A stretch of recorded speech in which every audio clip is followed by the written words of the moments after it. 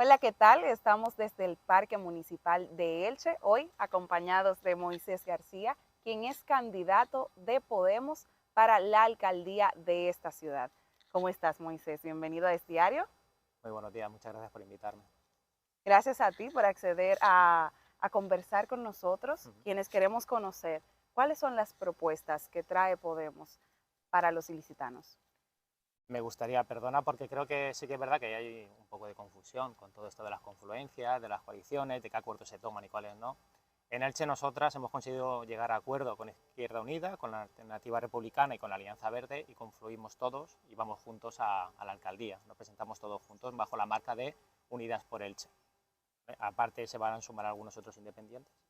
Pero bueno, respondiendo a tu pregunta, que creo que es lo importante, creemos que durante los últimos 8 años, porque tenemos que recordar que este gobierno no es nuevo, es un gobierno que ya lleva 8 años y que antes de Mercedes Alonso también venía llevando el gobierno de la ciudad, hay una gran parte de la población, eso es lo que nosotros llamamos esa mayoría social, que levanta la persiana, que paga hipoteca, que sabe qué es tener un negocio en Elche, que sabe qué es sufrir la precariedad laboral, ha quedado totalmente al margen de lo que son las políticas municipales. Estamos escuchando continuamente que o bien no son competencias del municipio, o bien no se puede hacer nada, o esto es lo que viene, pero la realidad es que no es cierto. El municipio tiene suficientes competencias en todos los ámbitos para poder legislar, para apoyar y favorecer y ser útil para esta mayoría social. En el tema de laboral, por ejemplo, igual que hay una oficina para las empresas, nosotros proponemos que haya una oficina para ayudar a las personas que están sufriendo esa precariedad laboral, para que se le pueda ayudar a recuperar esos derechos. Hemos estado en contacto con gente de la policía de otros municipios, oficiales de policía, que nos han dado herramientas para con distintos elementos poder visualizar y poder denunciar dónde se está ejerciendo esta economía subversiva. Luego, por otro lado, en el tema de la ecología, en el tema del campo de Elche, del medio ambiente, ahora mismo estamos sufriendo lo que es un expolio y es lo que es el acoso a nuestros vecinos y vecinas de las pedanías, en concreto Santa Ana, Prellas, con una ley que nos viene supuestamente de Europa, se está utilizando para campo que es de cultivo, con gran valor de biodiversidad o ecológico, para utilizarlo para poner plantas solares. La excusa o el decir las energías renovables es el futuro. Yo me hago eco del lema que ellos tienen, que es renovable sí, pero no así, porque al final lo que se está haciendo no es utilizarlo para poner en terrazas, para ponerlo en polígonos industriales. Al final lo que nos encontramos es que se está utilizando para que determinadas personas que tienen terrenos que no les están sacando provecho, a través de esta nueva ley, puedan poner plantas solares que se ahorren. Otro de los temas que nosotros creemos que se han olvidado, que no se han trabajado bien, es el tema de los servicios sociales, no por su dotación, sino por su estructura.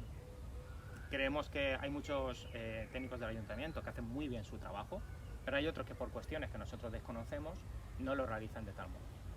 Recogemos quejas tanto de la PA como propuestas de Elche Acoge, en la que entendemos que se debe particularizar los servicios dependiendo de la sensibilidad y especialidad de cada uno de los técnicos.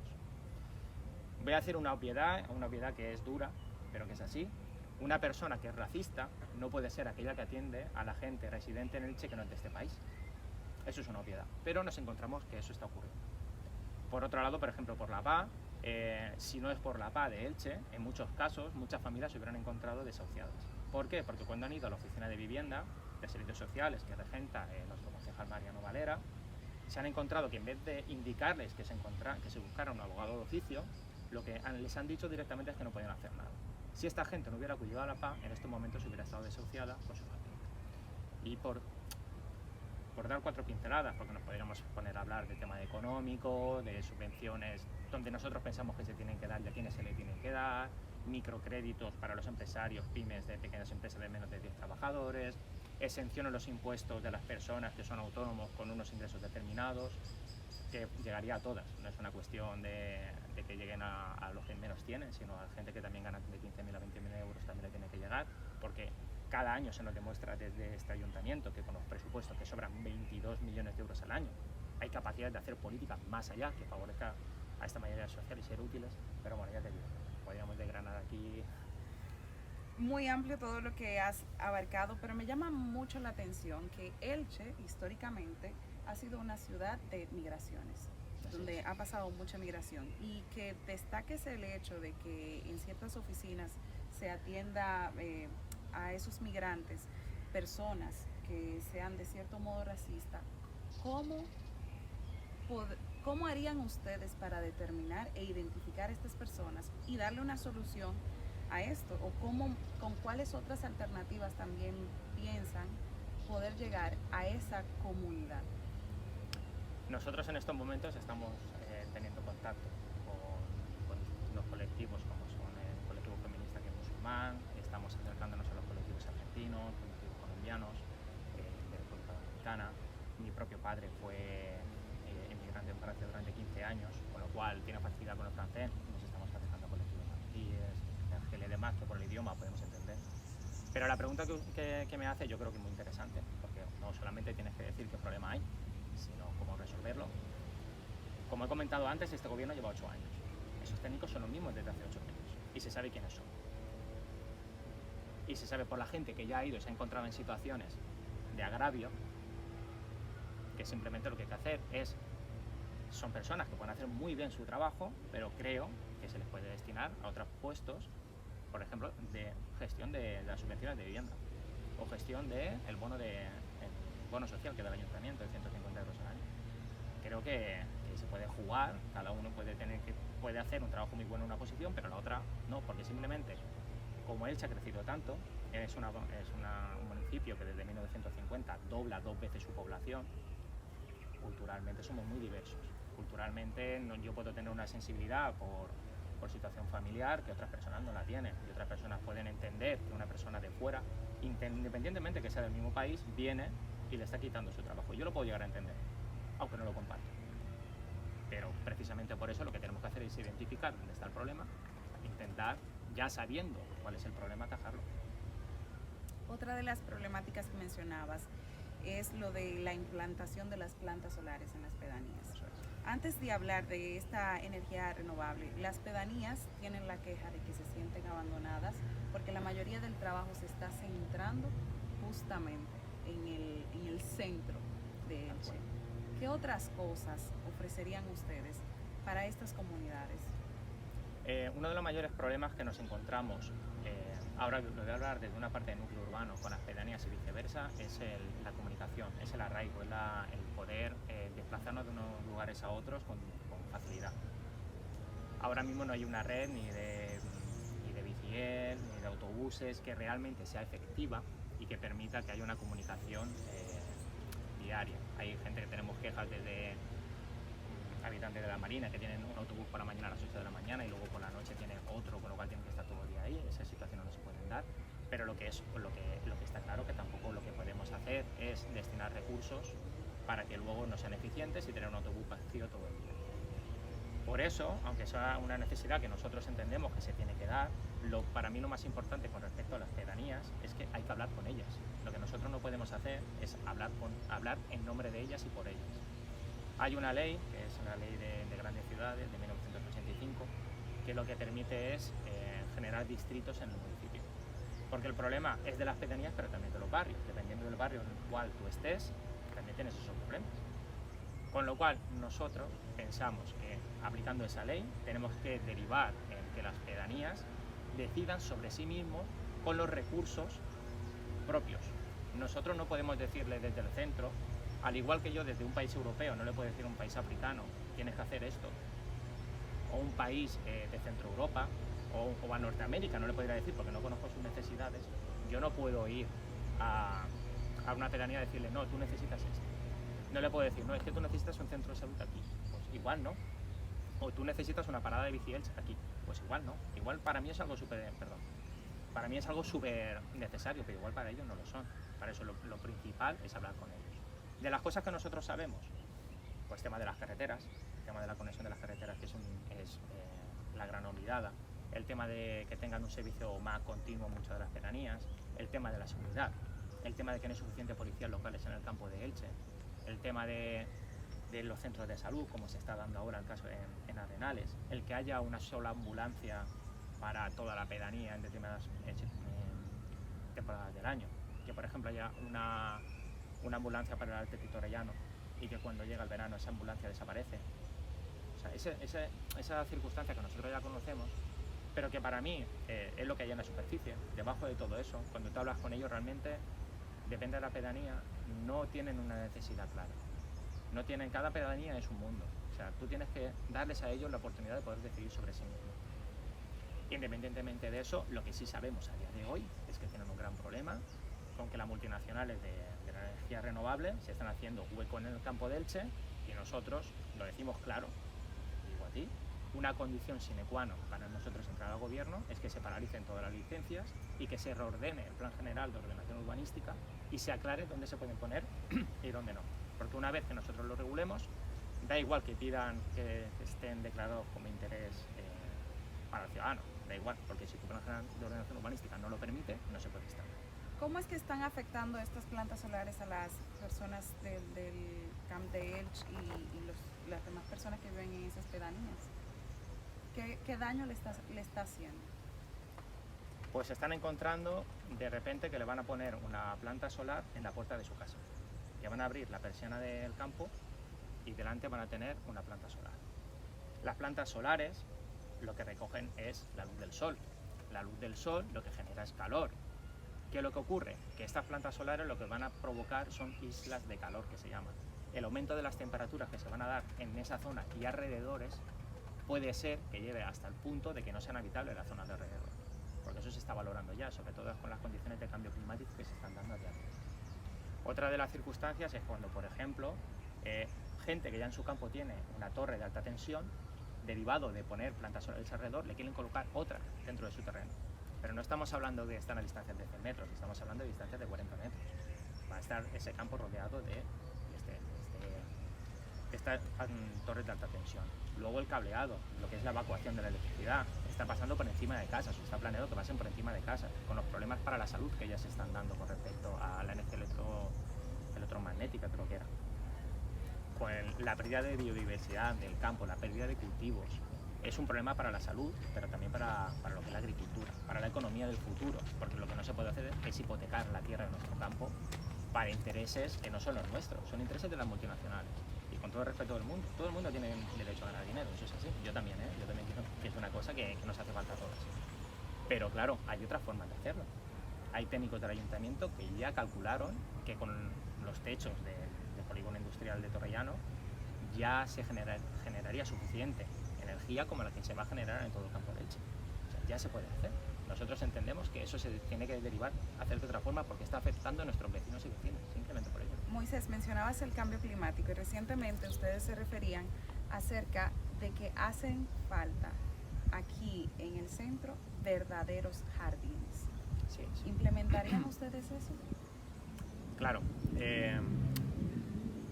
Bueno, la cámara no lo ve, pero lo que se puede ver, por ejemplo, aquí, lo que vemos es tierra, que en este caso, por el regadío, hay césped, hay grama, pero hay mucho hueco de tierra.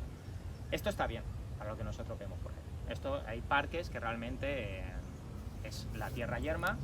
De hecho, lo que nos encontramos en la reciente reforma del parquet, una zona de aquí del centro, lo que han hecho es directamente tapar con cemento la tierra. Y eso se está reproduciendo por todo el territorio. Se está diciendo que queremos un Elche Verde 2030 y realmente lo que se está haciendo es todo lo contrario. Lo que se está haciendo es, a falta de capacidad de poder darle un uso distinto, a falta de capacidad de poder dar una gestión que realmente nos ayude a que en un futuro tengamos una cubierta vegetal mayor, con lo cual las temperaturas bajen, se está optando por el cemento. Y pensamos que de ahí debemos salir, porque el cemento no da el futuro. Eso está claro. Hemos hablado con distintos colectivos ecologistas y aparte también por diversos componentes de la lista que también tienen conocimientos en ese campo. Hay una cosa que se llama serojardinería, que simplemente teniendo en cuenta el consumo de agua que necesitan las plantas autóctonas, ya tendríamos la solución. Nosotros esta zona es una zona de secano, no de ahora, ha sido de toda la vida. Ya hay suficiente vegetación para poder tener unos parques y jardines muy bonitos y al mismo tiempo sostenibles, que generen cubierta vegetal, que hagan descender las temperaturas y que nos haga tener un futuro de verdad sostenible, de que sostengamos la vida, no el estar con el cemento como continuamente nos estamos encontrando. Elche también es rico en patrimonio e historia. ¿Qué papel juega el patrimonio y su cuidado en su proyecto? Nosotros entendemos el patrimonio como la identidad cultural y lo que somos la gente de Elche. Esto es muy importante porque sí que cabe definir qué es la gente de Elche. Porque hay gente que reside en Elche y puede no sentirse de Elche y puede sentirse de otra nación, de otra provincia y demás. Pero precisamente para entender el patrimonio ilicitano, lo importante que es tener el Palmeral de Elche, que es un patrimonio, lo importante que es tener el Museo de Pujol, lo importante que es tener un arqueólogo fijo o varios, teniendo en cuenta toda la riqueza que hay en el Raval, creemos que lo que es la concienciación social de lo que significa el patrimonio ilicitano, de lo rico que es, de la identidad que nosotros tenemos, de cómo se vivía en el pasado para entender cómo se vive en el presente, tiene que ser uno de los ejes centrales. Y para eso lo que es necesario es acercar todo lo que significa el patrimonio a la gente, a la ciudadanía ilicitana. ¿Cómo lo harían? Claro, nosotros pensamos que la Alcudia, por ejemplo, es uno de los grandes olvidados de Elche, que hasta se tienen que ir a buscar financiación a la Universidad de Alicante porque desde el Ayuntamiento no se le presta financiación. Pensamos que se habla mucho de la manida dama, ¿verdad? La dama de Elche siempre está en la boca de todos. Nosotros tenemos datos de arqueólogos que pueden haber hasta 7 damas de Elche en el territorio de la Alcudia. O sea, es que de lo que estamos hablando es algo muy importante. O sea, la riqueza arqueológica que tiene el municipio de Elche es muy importante. O sea, tanto el Raval, tanto musealizar el Palmeral de Elche, como que tenga un centro de interpretación real el Palmeral de Elche, recuperarlo, que por otro lado lo que vemos que prefieren dar ese edificio a entes festeros antes de que proteger realmente el patrimonio. Hay lo que es mucho patrimonio vivo de piedra, pero también hay patrimonio cultural de cómo se ha vivido aquí. Y para ello precisamente te puedes pasar por el Raval. Y hay patrimonio que ha venido de fuera que ya se está arraigando.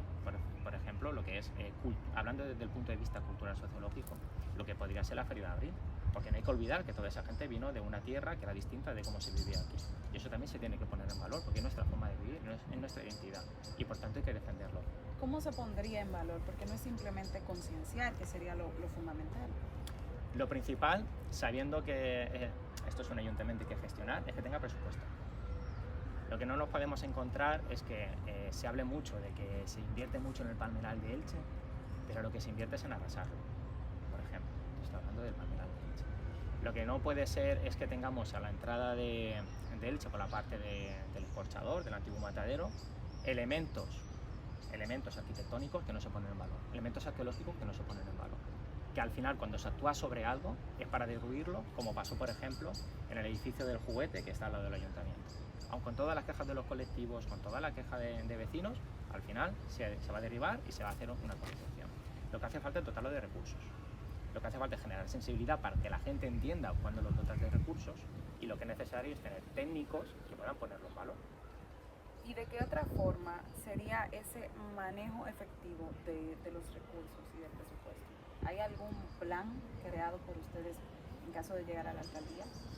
Nosotros pensamos que lo que volem permear, una de las propuestas que lanzó a la Generalitat dentro de los presupuestos participativos, que primero mandó al ayuntamiento y lo desechó, que es la red Blava y Verda, que conecta todos los palmerales de Elche, que pone en valor lo que son las acequias, que es una parte muy importante de esos huertos y palmeras. Eso se debería llevar a cabo por la Generalitat o por el ayuntamiento, la recuperación de todos los elementos patrimoniales del huerto, porque en estos momentos hay acequias que están totalmente rotas.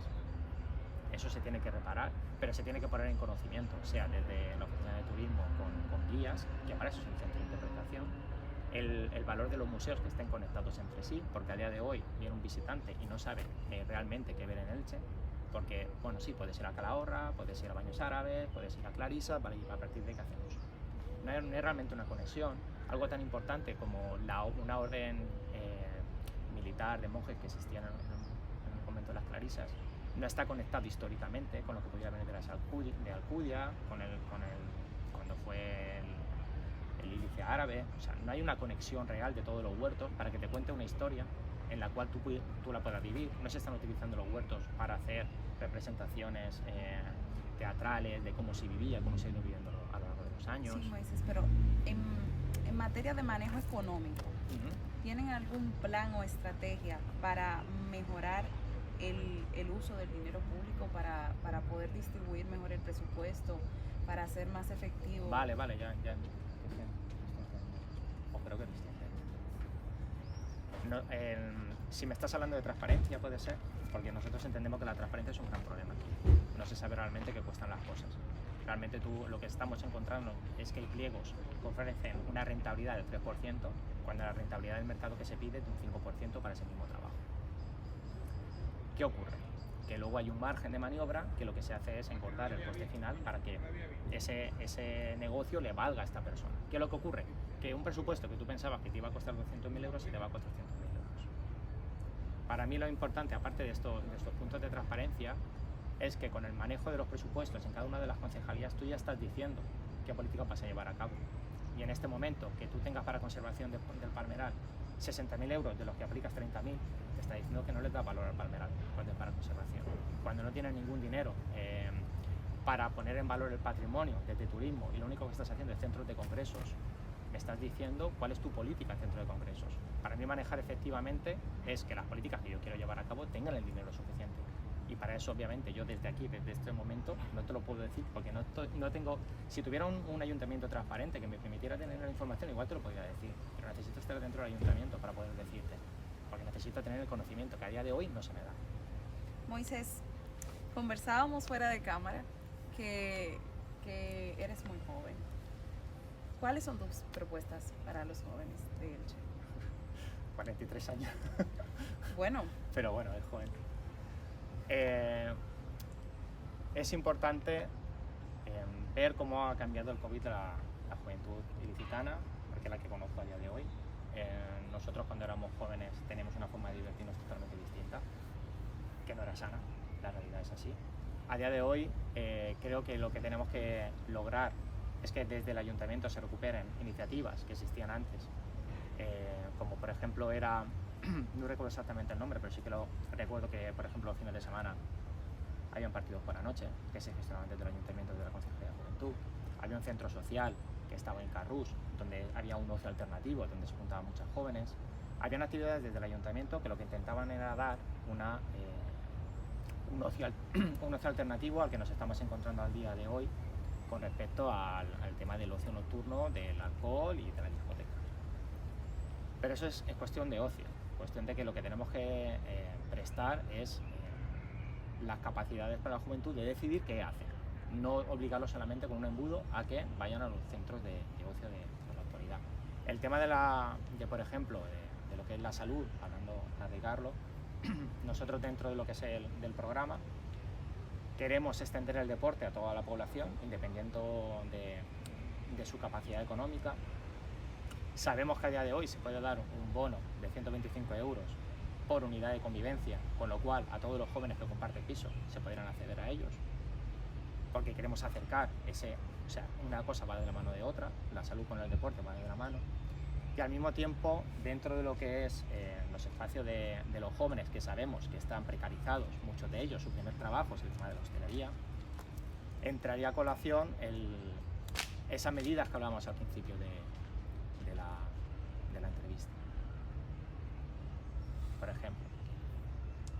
¿Crees que con el apoyo de Compromís estarían más cerca de la alcaldía de obtenerla? Yo creo que con el apoyo de Compromís hubiéramos estado más cerca de poder generar un espacio nuevo que le compitiera el ayuntamiento al PSOE. ¿Cuáles nombres se incluyen en su lista de posibles concejales? ¿En general o nuestro? En general, de la confluencia. Bueno, los que se puedan mencionar mientras... Sí. A ver, nosotros, además de mi persona, estamos en contacto con un independiente que desvelaremos en los próximos días, de la persona que es una persona muy importante a nivel internacional por lo que ha hecho la defensa de la memoria democrática y la lucha de esta memoria democrática, trabajadora del Ayuntamiento de Elche ya desde hace 17 años en una de las empresas más importantes empresa municipal más importantes de ella. Hay sociólogos y doctores en sociología que también están en puestos de salida, los candidatos de nuestros compañeros de Izquierda Unida también, gente del activismo social, antiguos empresarios. Como nombres, a día de hoy no prefiero, porque estamos con la composición de la candidatura, que se puede inscribir hasta el día 24, y darte un nombre que luego por lo que sea no va a salir. Prefiero ser sincero pero bueno, entre lo que es la candidatura hay de todos los sectores, tanto empresarios como te comentaba antes, trabajadores en el medio ambiente, como de sociología, antiguos empresarios, gente del activismo, gente feminista, Ya para finalizar, Moisés, ¿por qué deberían los ilicitanos confiar su voto a Unidas por Elche? Porque si se siente como nosotros nos hemos sentido, si se siente ninguneado por el Ayuntamiento de Elche, como nos ha pasado a nosotros durante todos estos años, si lo que piensan como nosotros es que solamente ha habido un pelotazo urbanístico en Elche de montar distintos centros de congresos, de deportes y demás, y todo el dinero no ha ido destinado a que realmente tengamos una vida mejor, una vida encaminada a que la mayoría social tenga políticas útiles que le ayude a vivir el día a día, si piensan igual que nosotros, porque nosotros somos como ellos, creemos que somos la fuerza que les representa. Gracias, Moisés, por acompañarnos. Gracias por conversar con nosotros y éxitos el próximo 28 de mayo. Muchísimas gracias, igualmente.